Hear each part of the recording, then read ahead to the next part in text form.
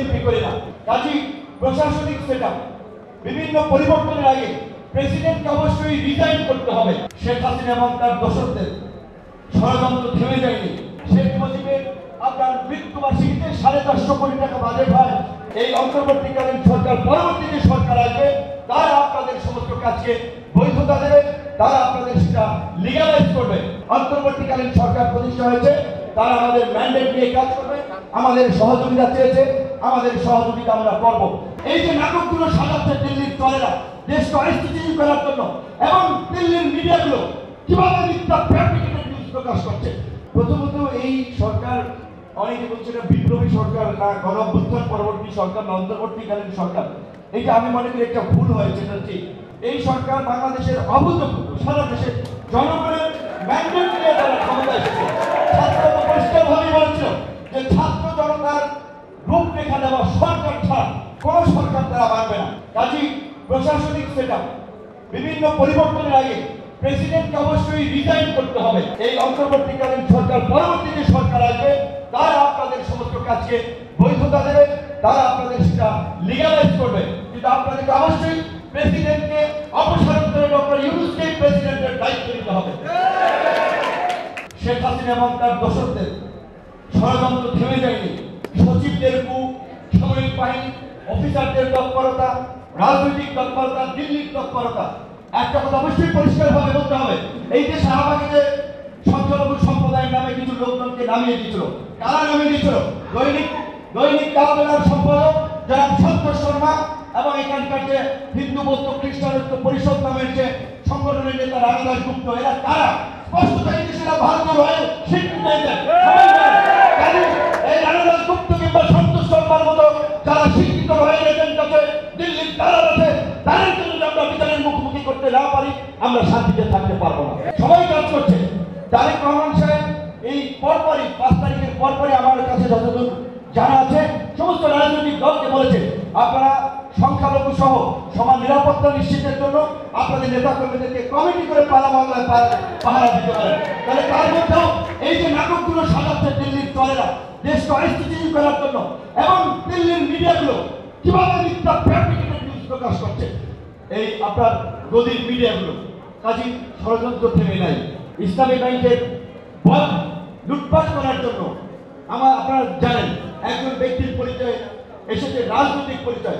অন্তর্বর্তীকালীন সরকার প্রতিষ্ঠা হয়েছে, তারা আমাদের ম্যান্ডেট নিয়ে কাজ করবে, আমাদের সহযোগিতা চেয়েছে, আমাদের সহযোগিতা আমরা করব।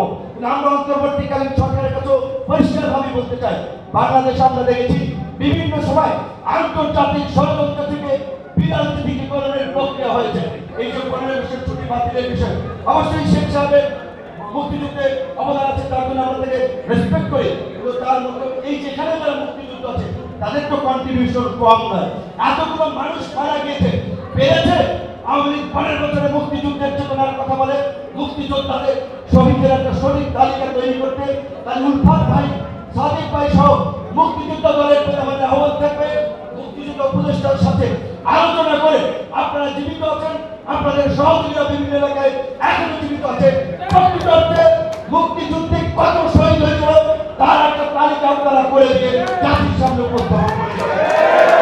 আপনারা ভুয়া মুক্তিযোদ্ধা, আওয়ামী লুটেরারা যারা প্লট নেওয়ার জন্য, সুবিধা নেওয়ার জন্য মুক্তিযোদ্ধার তালিকায় নাম দিয়েছিল, তাদেরকে মুক্তিযোদ্ধার তালিকা থেকে বাদ দেওয়া, এবং প্রকৃত আসল মুক্তিযোদ্ধা এখন যারা জীবিত আছে অনেকের জন্য আপনারা একটা টিম করে আমরা তরুণরা আপনাদের সাথে কাজ করবো, ভলান্টিয়ার হিসেবে আপনাদেরকে সহযোগিতা করবো, তাদেরকে সহযোগিতা করা। শেখ মুজিবের আপনার মৃত্যুবার্ষিকীতে 450 কোটি টাকা বাজেট হয়। শেখ মুজিবকে তৈরি করা হয়েছে মুক্তিযুদ্ধের প্রকৃত ইতিহাস এবং ন্যারেটিভ জাতির সামনে তুলে ধরার জন্য। আপনাদের মতো যারা জীবিত মুক্তিযোদ্ধা আছেন, আমি মনে করি এখন উপযুক্ত সময় ছাত্র তরুণদের মাঝে আপনাদের প্রকৃত ইতিহাস শুনিয়ে দেওয়া। এই গণহত্যাকারী রাজনৈতিক দল আওয়ামী লীগ এবং তার দোসরদেরকে যদি বাংলাদেশে রাজনীতি থেকে নিষিদ্ধ করা না হয়, ওরা অস্থিতিশীল করবে এই দেশকে। আওয়ামী লীগ ব্যতীত গত নির্বাচনেও 63টি রাজনৈতিক দল নির্বাচন বর্জন করেছে। আমি বিএনপি করি না। এই সমস্ত রাজনৈতিক দল, অনেক রাজনৈতিক দল আছে, মৌলিক জায়গা হয়তো তারা একটা জোট করেছে। এই আওয়ামী লীগকে নিষিদ্ধ করে পরিপত্র জারি করে দেখবেন আওয়ামী লীগ তৎপরতা বন্ধ হয়ে যাবে। বন্ধ হয়ে যাবে।